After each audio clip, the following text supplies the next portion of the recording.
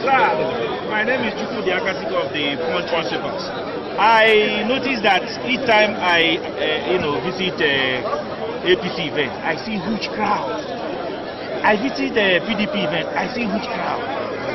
How do we, if there is a rerun, how are you sure that you will conquer? Thank you very much. You asked a hypothetical question that if there is a rerun today, how are we sure we will conquer?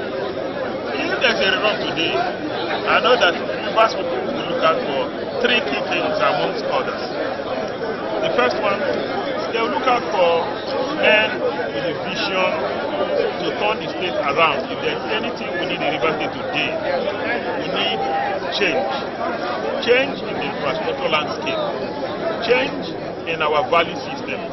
Change in our economic landscape. And if you put the two political parties, major political parties, and put their programs side by side and the programs of the candidates, the choice will be too obvious. The second thing I know will be men of character.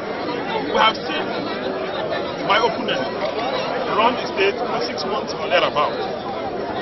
People know him before he was declared governor and before he started running the affairs of the state. People know us too. People will go for men of character. I believe that the choice is there. The third thing people will watch out for are our teams.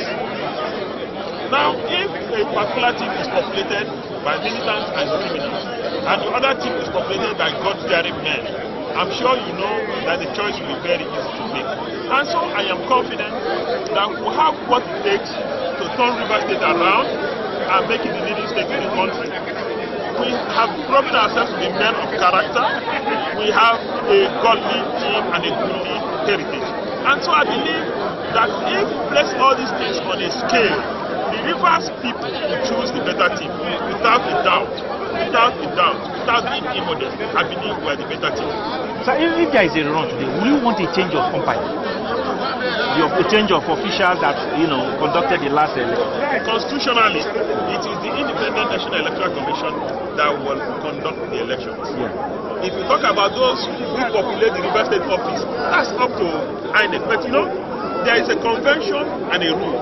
If you conduct an election that's been nullified through all the courts, the tribunal, the court of appeal, it shows that you didn't do a thorough job, and nobody will ask you to go back and do the same job you didn't do well again. So the answer is obvious. Thank you. How come I'm the only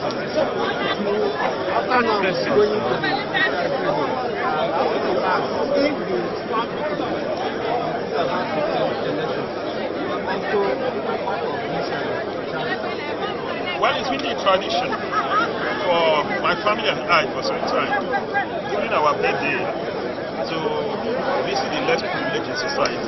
They didn't choose to be here. They found themselves there. And we are not where we are because we are smarter than other people. We are where we are by the grace of God.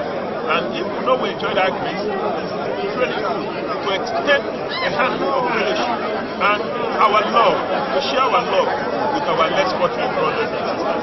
And so, for us, it's a family tradition. So we'll be visiting old people soon, motherless, the baby soon, home for the less privileged.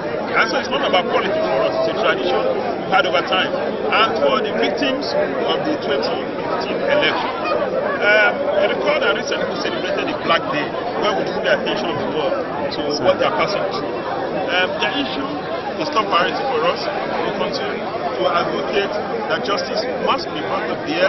We'll continue to advocate a no-violent process of electing people, because we do not want any group, whenever we have elections, we lose lives and people lose their lives.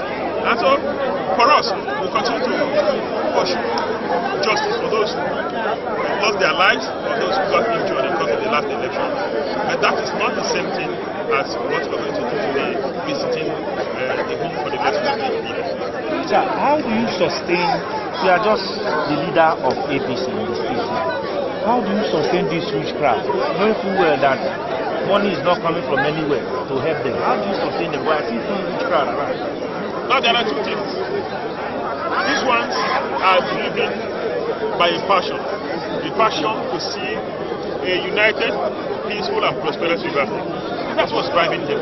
You know, when you have a passion, nothing is too much to sacrifice. They are ready to sacrifice their comfort. They are ready to sacrifice just anything, their resources, just to have a united, peaceful and prosperous River State, which is what is the bond that holds us together. Now, if you talk about logistics to organize the party, each of us are ready to contribute our bigger resources for our dream, to realize our vision. We're driven by vision. We're not driven by the convenience and comfort or pomp and pageantry of office. We're driven by passion. We're passion of what we first believe and what we believe is possible, a prosperous River State. Because we think that God has endowed us with so much resources, endowed us with smart people, and we have no excuse not to succeed. If having the right kind of leadership will make us succeed, please not sacrifice too much to have the right kind of leadership. And that's what's driving our people. They believe in a vision. They are passionate about what they believe in.